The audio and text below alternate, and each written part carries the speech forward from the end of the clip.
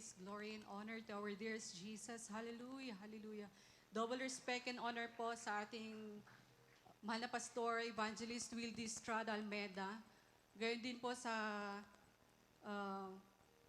pag-alala natin sa katuruan ng ating Assistant Pastor, Lina C. Almeda. Pagbati po sa ating beloved Sister Tet and to the whole Almeda children. Hallelujah.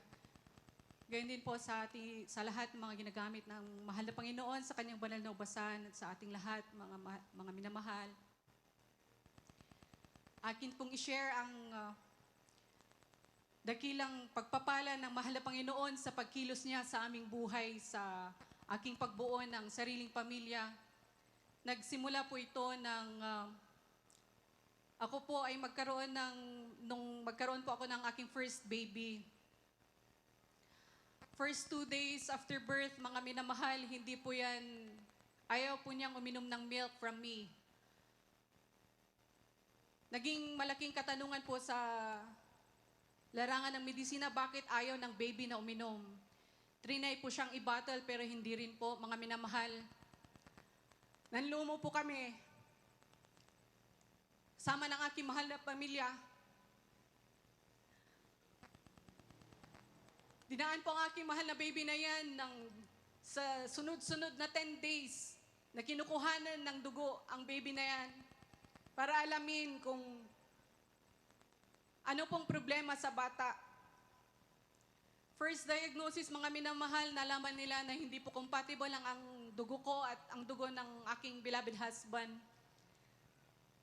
So, ang diagnosis is ABO incompatibility. Dumaan ng mga test, mga minamahal, kasi yellowish na po ang aking baby.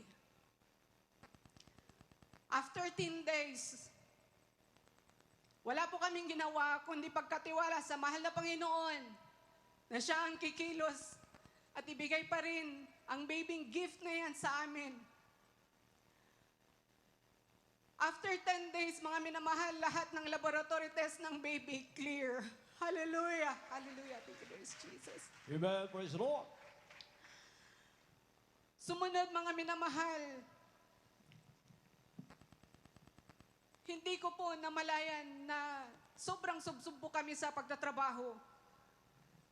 Nagulat na lang po ako na kailangan ko na palang magpa-opera. Inoperahan po ako, tinanggal ang aking left ovary. Dahil prone po ako sa ovarian cyst. Kinapitan po yan. Wala po akong magagawa kasi andyan pumutok na po. Kinain yung buong left ovary ko, mga minamahal. Hindi ko alam kung right po na mag-question ako sa mahal na Panginoon. Pero ang katuruan sa banal na gawain ito, kahit sa pagsubok, praise the Lord. Hallelujah. Amen. Praise the Lord.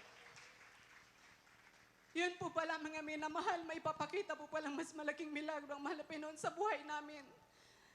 Dahil sa kagustuhan namin na magkaroon pa ng baby, naniwala kami sa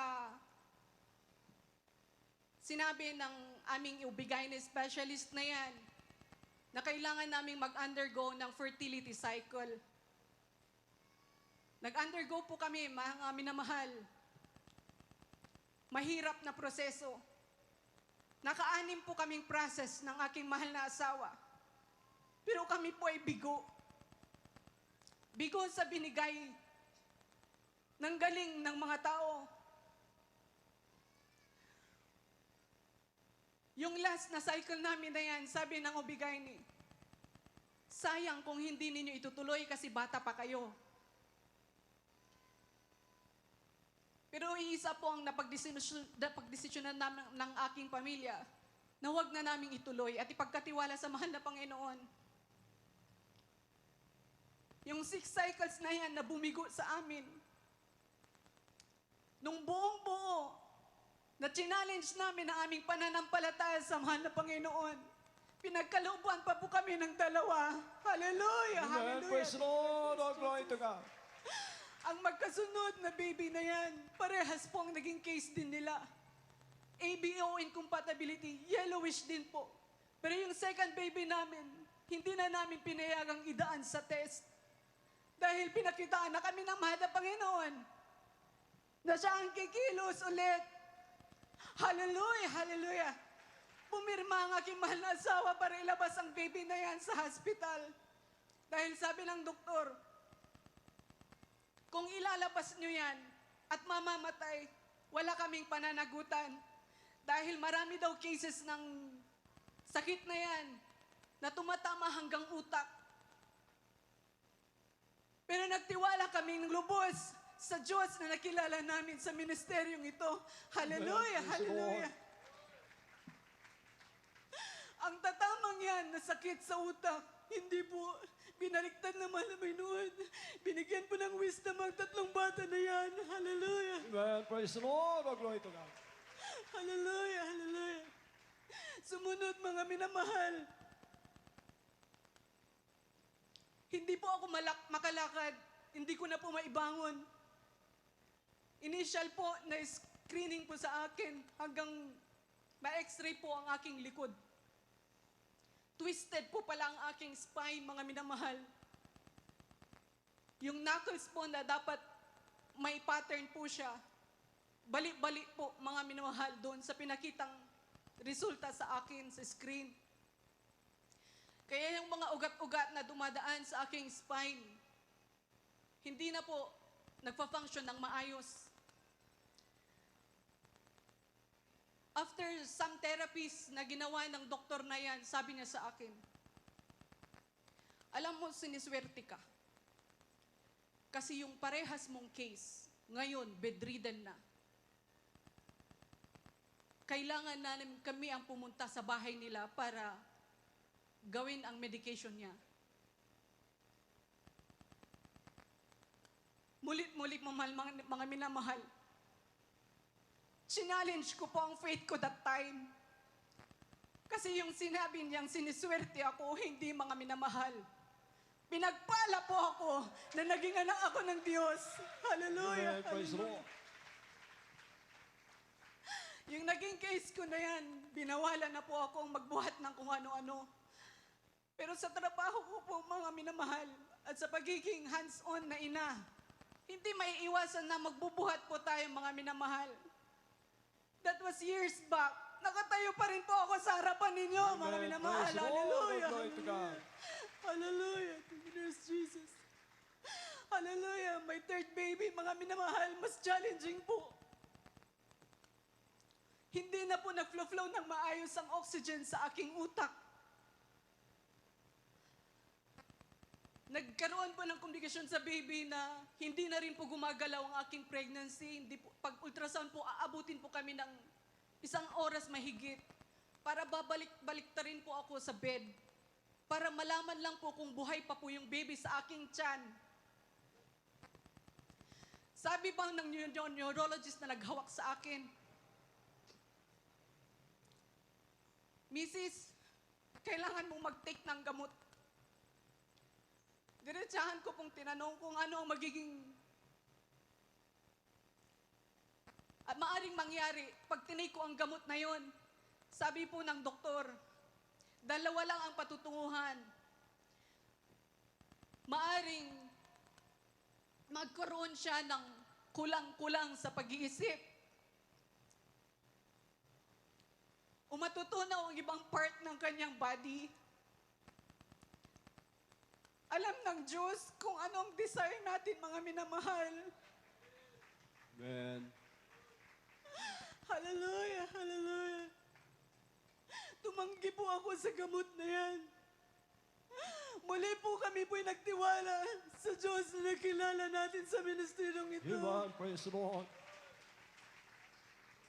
Hanggang dumating po ang aking panganganak, mga minamahal. Linabas ko pong normal na baby, ang baby na yan. Amen. Hallelujah. Praise the Lord. All glory to God. Nakikita niyo po sila ngayon na ginagamit sa pananampasan. Hallelujah. Amen. Hallelujah. Thank you, Lord Jesus. Hallelujah. Muli ko pong pasasalamatan ng nangyari sa aking mahal na ina. Na year 1980s pa po, nang kahit makakilalang aking mahal na ina, sa gawaing ito, hindi po dahil sa kanyang karamdamang taglay-taglay, na yearly pong pinapacheck up sa Benguet Laboratories. Sa pagpapacheck up niya na yan, tinanggihan na po siya. Sabi ng nakahawak sa kanyang case, Mrs., hawakan mo na ang pera mo. Ibili mo na lahat ng gusto mo para ma-enjoy mo naman ang pera mo. Dahil bulok na ang kanyang liver, mga minamahal. Kwento ng aking mahal na ina yun. Until nung wedding namin ng aking mahal na asawa. Yung headphone na yan, naging bisita namin sa kasal. Sabi niya sa aking mahal na ina, kasi nagpakilala po ang aking mama. Maalala niyo po ako. Sabi ng bisita namin na yan, na relative ng aking mahal na asawa, you're alive. Hallelujah. Amen. Praise the Lord. You're still alive. Hallelujah. Hallelujah. 2004, nagkaroon din siya ng heart disease. Sunod-sunod, mga minamahal, 2010, nag-profuse bleeding. Ang alam namin, hindi matutuloy ang kanyang operasyon. Pero sa 4 na doktor na yan, sabi nila, kailangan ituloy ang operasyon para tumigil ang langga-langgahan ng lumalabas na dugo sa aking mahal na ina.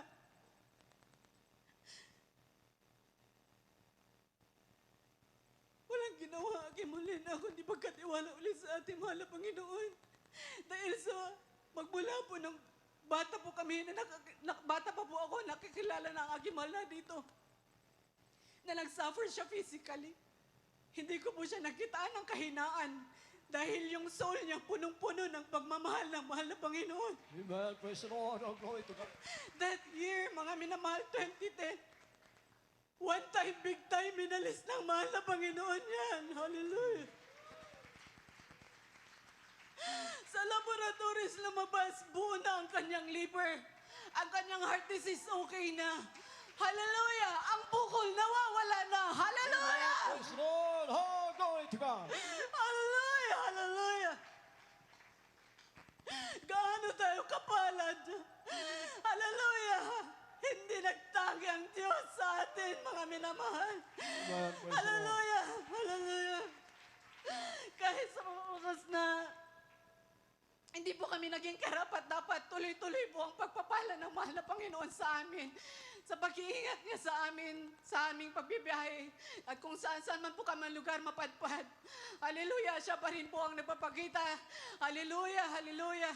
Amen. Na Praise the Lord. pinagpala talaga ang makakilala at mag-work out ng kanyang faith sa mahal na Panginoon. Amen. Hallelujah, Praise God. thank you Lord Jesus. Hallelujah. Ito lahat ng pasasalamat, pagdadakila ay sa ating pinakamamahal na Panginoon Jesus lamang. Hallelujah. Amen. Hallelujah. Praise the Lord.